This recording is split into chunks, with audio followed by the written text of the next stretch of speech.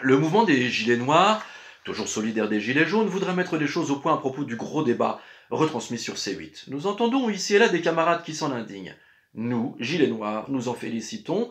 Nous nous réjouissons que ce pouvoir se révèle comme un pur spectacle et nous surkiffons que sa grande prêtresse, celle de la télé-réalité politique, soit Marlène Schiappa. Les Gilets noirs suggèrent d'ailleurs à cette dernière de se baigner topless dans la piscine du loft avec Hanouna, telle Loana, et puis jaillissant de l'eau, sa grande crinière rousse, toute dégoulinante, telle Sabrina, dans le clip Boys, Boys, Boys de 1987. Oh, Schiappa, Loana, Sabrina, tu t'insurges avec raison, ô déesse de la société du spectacle, contre ceux qui croient que la Terre est plate, et quand on te voit, on comprend qu'elle n'est pas plate, mais qu'elle est creuse.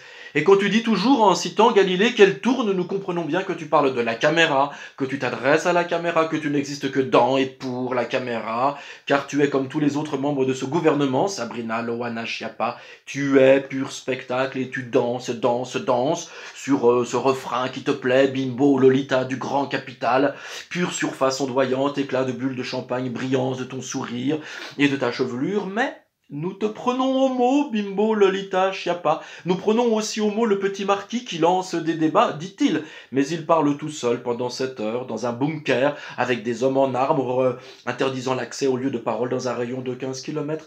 D'ailleurs, vous êtes très semblables, toi et lui. Vous parlez sans interlocuteur, vous êtes seul, vous avez la peur au ventre, vous êtes terrorisé parce que vous avez peur de rencontrer de vrais gens. Nous avons donc déjà gagné. Et pendant que toi tu danses, danses, danses sur ton refrain qui te plaît, nous allons organiser des vrais contre-débats. Alors, dès ce soir, nous serons à Avignon, au bar de l'Offset, rue des Teinturiers. Le cambriolage des maisons bourgeoises, une alternative crédible à la crise des marchés.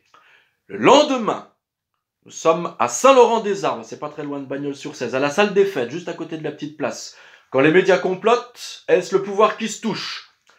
Le 2 février, on est au Cercle de l'Avenir, à Nîmes. Que fait la police ? Le 7 février, on est cette fois-ci à l'hôpital psychiatrique d'Uzès. Venez nombreux, soyez les bienvenus, vous aurez toujours une place. Consommer une œuvre d'art rend-il obèse de l'âme ? Le 14 février, on monte dans le Nord, à Thionville, au bar du 7e art, chez Fabrizio, qui est un petit rouge très très honnête. Quelle différence y a-t-il entre une embauche en CDD et une fessée déculottée ? On redescend le lendemain, donc le 15 mars, théâtre de la bulle bleue, et on traite du sujet suivant. Pourquoi il vaut mieux se mettre les burnes en route plutôt que se choper un burn-out. Alors voilà que fleurissent partout des contre-débats dans les bistrots et sur les ronds-points, dans les salles des fêtes et sous les barnums, dans les salles de sport et sous les préaux des écoles. Partout, toujours, tout le temps, que le pays soit bruissant de débats. Refaisons le monde, défaisons l'ancien monde, faisons l'apéro. Vive les contre-débats interactifs, conviviaux, et etc.